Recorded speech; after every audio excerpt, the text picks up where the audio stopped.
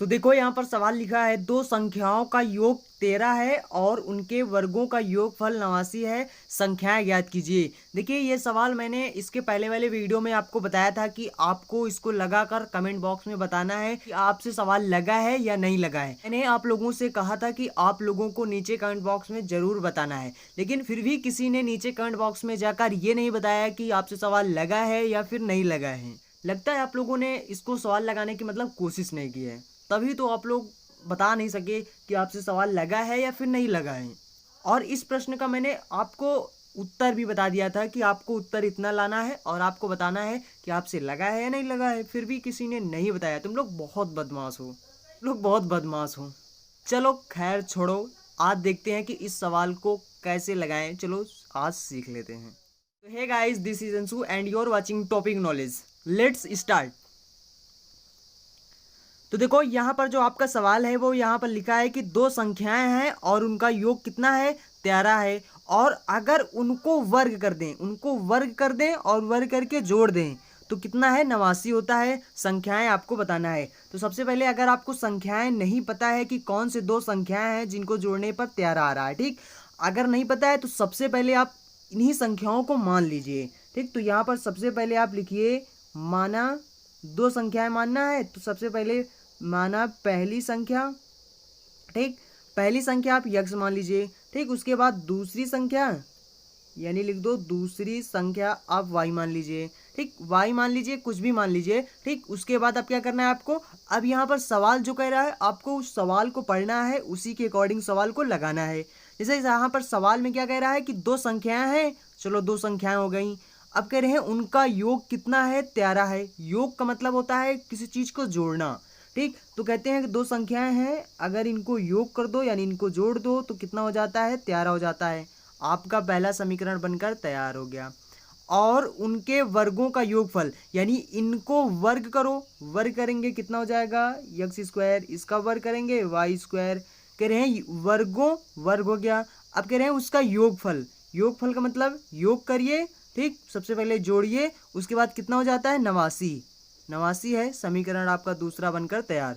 बस आपको कुछ नहीं करना, अब आप इसको सॉल्व कर लीजिए। ठीक, बहुत आसान है, बहुत आसान था, लेकिन फिर भी किसी ने बताया नहीं, किसी ने कोशिश नहीं की लगाने की। देखो यार ये मैथ है, और मैथ में जब तक आप प्रैक्टिकल यानी जब तक आप लगाकर अपने हाथों से लगाओगे नहीं सवाल को, तब तक आप सीख नहीं सकते। ठीक, ये आपकी कोई थ्योरी नहीं है कि आप उसको रट लोगे और आपको याद रहेगा। वैसे भी रटने से कोई चीज़ याद नहीं होता है हमेशा के लिए, वो थोड़ी देर के लिए आप उसको रट तो लोगे, लेकिन कुछ दिन के लिए आप भूल जाओगे। ठीक, तो अगर आपको बहुत दिनों तक याद रखना है किसी चीज़ को तो आपको उसको समझना पड़ेगा, उसको ढंग से समझना पड़ेगा। इसलिए सवाल जो होते हैं इनको रटे नहीं जाते हैं, इनको समझा जाता है। अगर आप इनको समझ लोगे कि किस तरह से आपको लगाना है तो आप हमेशा इसको याद रखोगे। और गणित में जब तक आप प्रैक्टिस नहीं करोगे, जितना ज़्यादा प्रैक्टिस करोगे उतना ज़्यादा आपका जो जो कॉन्सेप्ट है यानी जो सवाल है वो क्लियर हो जाएगा। देखो अब आपको इसको आगे सॉल्व कैसे करना है। देखो यहाँ से जो है इस समीकरण यानी समीकरण फर्स्ट से आप यहाँ से यक्स का मान निकाल सकते हो या फिर वाई का मान निकाल सकते हो। ठीक, इसमें इन दोनों में किसी एक को इधर भेज दो। उसके बाद जैसे कि मैंने वाई को इधर भेज दिया तो यहाँ पर यक्स का मान आ जाएगा। ठीक, तो अगर हम वाई को इधर कर देंगे तो क्या हो जाएगा, तो यहाँ पर यक्स बराबर क्या हो जाएगा, 13, और इसको देखिए प्लस में है, इधर आ जाएगा तो क्या हो जाएगा, माइनस में, तो ये हो जाएगा माइनस का वाई हो जाएगा। ठीक, तो यानी यक्स बराबर 13 माइनस वाई। अब जहाँ पर यक्स हो उसके स्थान पर आपको क्या रखना है, 13 माइनस वाई। तो इस समीकरण में लाकर रख दो, आपका आंसर आ जाएगा। तो देखो यहाँ पर जब अगर हम यहाँ पर यक्स का मान रखेंगे तो यक्स के स्थान आपको क्या रखना है, 13 माइनस वाई, उसके बाद स्क्वायर लगा दीजिए, प्लस में वाई स्क्वायर लिखा, वाई स्क्वायर लिखिए। ठीक, बराबर में क्या लिखा है, 89, उसको इसी तरह से रहिए। अब इसको देखिए, ये ए हो गया, ये माइनस का बी हो गया, ए माइनस बी के होल स्क्वायर से इसको तोड़ दीजिए। तोड़ेंगे तो क्या हो जाएगा, यहाँ पर इसका वर्ग हो जाएगा, सबसे पहले 169 हो जाएगा, इसका वर्ग प्लस में हो जाएगा वाई स्क्वायर हो जाएगा। उसके बाद -2ab होता है, 2a कितना है 13, b कितना है वाई, 2ab हो गया, प्लस में वाई स्क्वायर लिखा, वाई स्क्वायर लिख दीजिए, बराबर में 89 लिखा, 89 लिख दीजिए। ठीक, अब देखो यहाँ पर अगर हम देखेंगे तो यहाँ पर वाई स्क्वायर है, उसके बाद क्या हो जाएगा वाई स्क्वायर, उसके बाद -13 दूनी 26 यानी 26 वाई हो जाएगा। उसके बाद यहाँ पर इधर क्या है 89 है, ठीक। यहाँ पर 1y यानी 2y हो जाएगा, ठीक। और यहाँ पर उसके बाद 169 है, इस 100 जो यहाँ पर 69 है इसको इधर भेज दीजिए, तो यहाँ पर बराबर में क्या हो जाएगा 89 में से 169 घटा दीजिए। अच्छा यहाँ पर घटाएंगे तो कितना हो जाएगा 89 में से 169 में से 89 घटाएंगे तो कितना हो जाएगा, यहाँ पर 0 हो जाएगा, यहाँ पर 16 और कितना हो जाएगा 8 दूनी 16, 80 बचेगा, ठीक। तो 80 बचेगा, यहाँ पर माइनस का बचेगा 80, तो यहाँ पर क्या हो जाएगा, यहाँ पर हो जाएगा y² माइनस का 26y, ये देखिए माइनस में इधर बचेगा -80 इसके स्थान पर, ठीक। अब जब इसको हम इधर लाएंगे तो ये देखिए माइनस इसका चिन्ह बदल जाएगा, ठीक। माइनस में है तो ये प्लस में हो जाएगा, तो इधर में हो जाएगा प्लस में 80 बराबर में इधर हो जाएगा 0, क्योंकि इधर से मैंने इसको इधर कर दिया, ठीक। अब यहाँ पर सब में दो दो कामा मिल रहा है तो 2 कामा ले लेंगे, तो यहाँ पर y² माइनस का 13y प्लस में कितना बचेगा 40 बचेगा, बराबर में क्या हो जाएगा 0 हो जाएगा। ये यहाँ पर देखिए गुणा में है, इधर आ जाएगा भाग में, और 0 से अगर इसको हम भाग करेंगे तो कितना हो जाएगा 0 हो जाएगा, ठीक। तो यहाँ पर क्या हो जाएगा, इसके बाद अगर देखेंगे तो देखो यहाँ पर तो ये 0 हो जाएगा, तो यहाँ पर बचेगा क्या y² बचेगा माइनस का 13y बचेगा, उसके बाद प्लस का 40 बचेगा, बराबर में 0 बचेगा, ठीक। अब इसको गुणनखंड कर दीजिए, गुणनखंड करना आपको पता ही होगा कैसे करना है, जोड़ने पर आपको 13 लाना है, उसी संख्याओं को गुणा कर दो तो कितना आना चाहिए 40 आना चाहिए, ठीक। तो 8 5 13 8 5 40 हो जाएगा, ठीक हो जाएगा, ठीक। तो यहाँ पर अगर हम करेंगे तो आप इसको डायरेक्ट भी निकाल सकते हो, तो ये हो जाएगा 8 और ये हो जाएगा y-5 बराबर 0, ठीक। डायरेक्ट करना है तो देखो एक हो गया आपका 8, एक हो गया आपका 5, ठीक। 8 5 40, तो यानी कि अगर चलो मैं आपको करके बता देता हूँ, ठीक। इतना ही आएगा, ठीक है। यहाँ पर देखिए प्लस में 40 हो जाएगा, बराबर में 0 हो जाएगा, ठीक। अब देखिए यहाँ पर ब्रैकेट खोलेंगे तो यहाँ पर देखिए माइनस से अंदर गुणा हो जाएगा, तो ये हो जाएगा 8, इससे गुणा करेंगे 8y माइनस में प्लस माइनस बराबर -5y प्लस में 40 बराबर में 0। यहाँ पर y कामा लीजिए तो y -8 हो जाएगा, यहाँ पर -5 कामा लेंगे तो ये देखिए ये माइनस हो जाएगा, 8 5 40 हो जाएगा, ठीक। दोनों में इतना मिल रहा है, कामा ले लीजिए तो y -5 बराबर में 0 हो जाएगा, ठीक। तो यहाँ पर देखिए यहाँ पर y-8 बराबर 0 कर देंगे, इधर कर देंगे y-5 बराबर 0, यानी आपके दो मान आ गए, एक 8 आ गया, एक 5 आ गया, ठीक। तो यानी ये दोनों आपके आंसर हो जाएंगे, ठीक, 8 और 5। देखो यहाँ पर 8 एक आया 8 एक आया 5, ठीक, y का मान।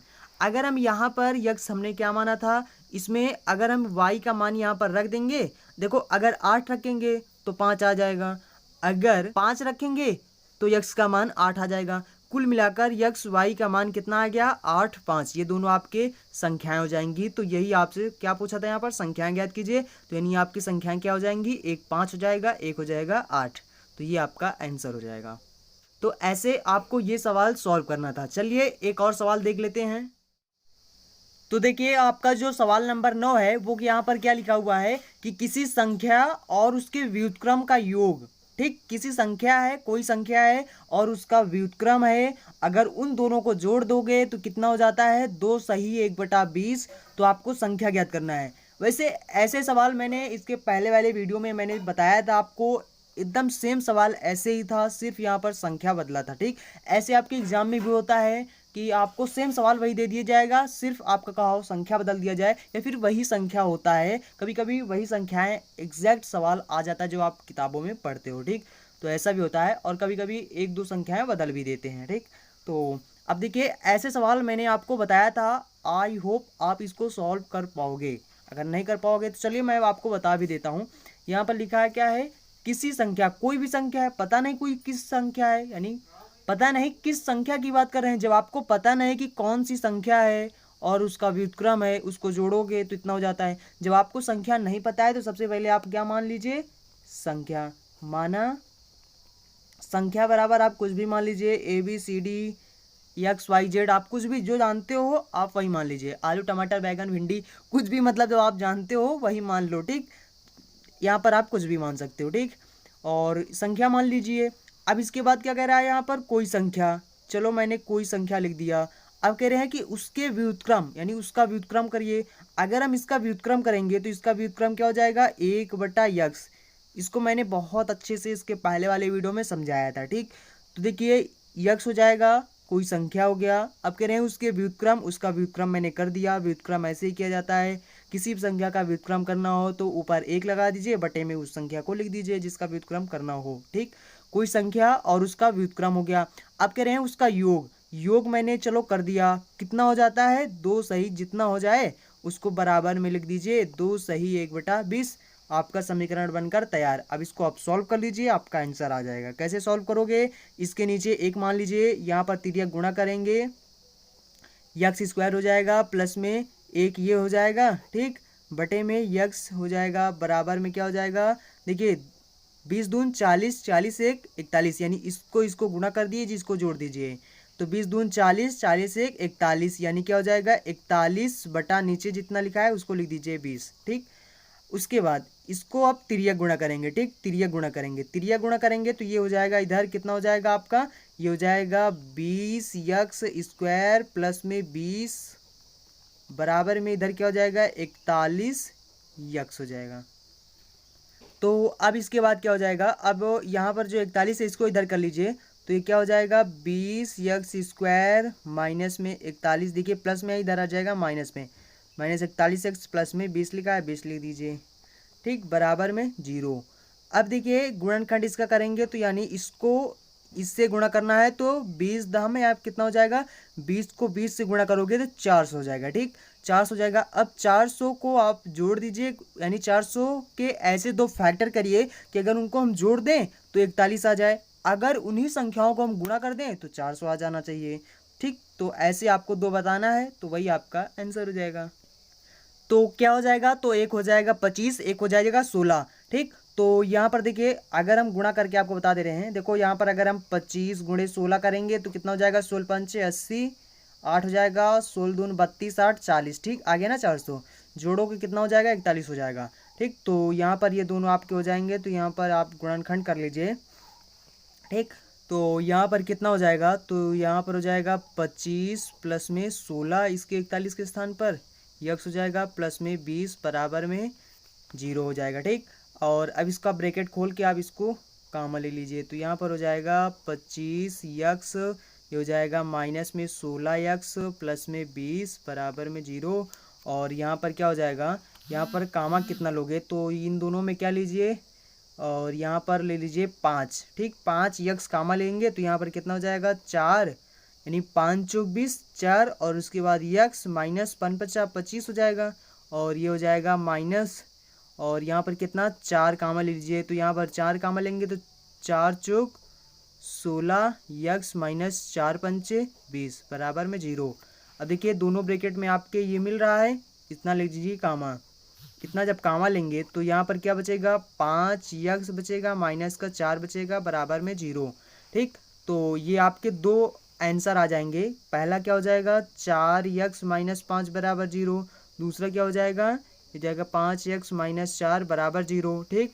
तो दोनों में देखिए इसको इधर करेंगे 5 को, तो यह क्या हो जाएगा, और यहाँ पर देखिए हो जाएगा 4x बराबर 5।